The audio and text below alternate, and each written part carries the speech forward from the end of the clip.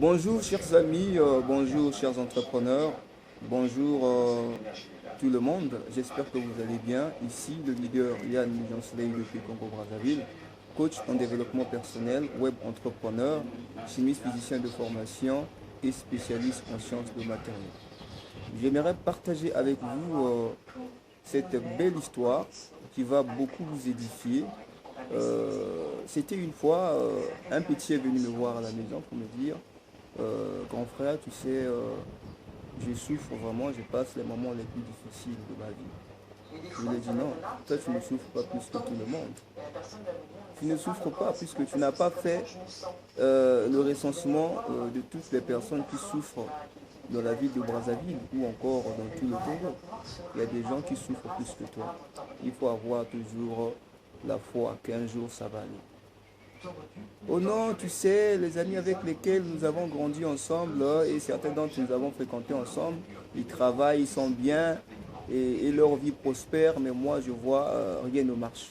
Et puis il me dit, tu sais, et pourtant je prie beaucoup, je crains Dieu, mais je constate que eux qui ne craignent pas Dieu, certains d'entre eux partent à l'église difficilement, mais ils sont bénis, ils sont bien, ils ne manquent pas de quelque chose, mais moi qui prie Dieu, qui le crains, et j'ai étudié, mais rien ne marche. Je lui ai dit, si réellement tu crains Dieu, tu l'adores, il ne faut même pas avoir peur. Je lui ai dit, chacun de nous a son tour chez le coiffeur. Chacun de nous a son destin, a sa destinée. Donc ça ne sert à rien de vouloir être complexé des autres. Ça ne sert à rien d'envier les autres, puisque chacun de nous a son tour chez le coiffeur. Chacun de nous a son temps. C'est comme le dit le livre sacré. Chacun de nous a son temps. C'est-à-dire que chaque chose a un temps sous le ciel. Il y a un temps pour pleurer, il y a un temps pour rire. Il y a un temps pour la guerre, il y a un temps pour la paix. Je lui ai pris l'exemple de deux maisons qu'on était en train de construire au même moment. Deux personnes ont acheté un terrain dans un même quartier.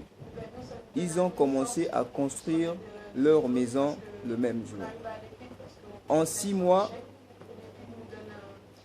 l'une de ces deux maisons-là était déjà finie. Ils ont fait tous les travaux, ils ont mis la toiture et la personne est venue entrer dans cette belle maison qui a été construite. Mais l'autre qui avait commencé au même moment que la première maison, ils étaient encore au niveau de la fondation. Et cette parcelle-là était clôturée des tôles. Et les gens qui passaient dans la même ruelle, là où on construisait ces deux maisons, ils commençaient à critiquer l'autre monsieur qui était en train de lambiner pour finir sa maison. Ils se disaient, oh, et pourtant on a commencé à construire ces deux maisons-là au même moment, on a acheté les deux terrains-là au même moment. Mais ce monsieur-là a fini sa maison et il est même entré. Mais l'autre là, jusqu'alors, il est encore au niveau de la fondation. C'est que ce monsieur-là, c'est un grand souffrant. Il souffre. Hein? Regarde, même là, il est encore à la fondation. Même les tôles qu'on avait mis la clôture là ont commencé par se détruire, d'autres tombent même. Hein, ce monsieur-là, il commençait à critiquer. Il voyait ça que c'était vraiment mauvais. On le critiquait. Mais il ne savait pas qu'est-ce qui était caché derrière la clôture des tôles. Et qu'est-ce que ce monsieur, la deuxième personne là, qui n'arrivait pas à finir, la faisait. Vous voyez. Et après une année, on a constaté que le monsieur qui était incapable de construire d'après leur pensée, la maison a commencé à monter. C'était un niveau, deuxième niveau, troisième niveau. Et c'est arrivé au troisième niveau. Et les mêmes personnes qui étaient là en train de critiquer le monsieur qui n'arrivait pas à finir la maison au même moment que son ami d'à côté, ils ont commencé à dire, ah bon, donc c'était une maison en étage. Ah, raison pour laquelle ça prenait du temps. Ah ouais, donc il faisait d'abord la fondation, il commençait d'abord au niveau du sous-sol. Vous voyez. Conclusion, dans la vie, il y a des gens qui ont la bénédiction d'un seul niveau, la bénédiction de rez-de-chaussée. Il y a des gens qui ont la bénédiction du premier niveau, troisième niveau, quatrième niveau, cinquième niveau, ainsi de suite. Donc il ne faut pas être pressé dans la vie. Il y a des fois, tu penses que non, tu es en train de souffrir. Mais non, Dieu est en train de faire d'abord une grande fondation au niveau du sous-sol parce que ta bénédiction est tellement grande. Tu n'as pas une bénédiction d'un niveau, tu n'as pas une bénédiction de deuxième niveau.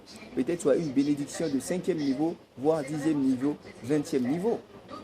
Donc là, quand tu souffres, il ne faut même pas te poser beaucoup de questions. Car Dieu sait comment faire ces choses. Il y a un temps pour toutes choses sous le ciel. Ayez toujours la foi, persévérez dans la foi que vous avez en Dieu et vous allez voir que au moment opportun, tout ira mieux car Dieu vous accompagnera partout où vous serez.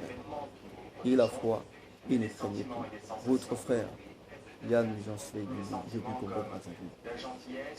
Je vous remercie.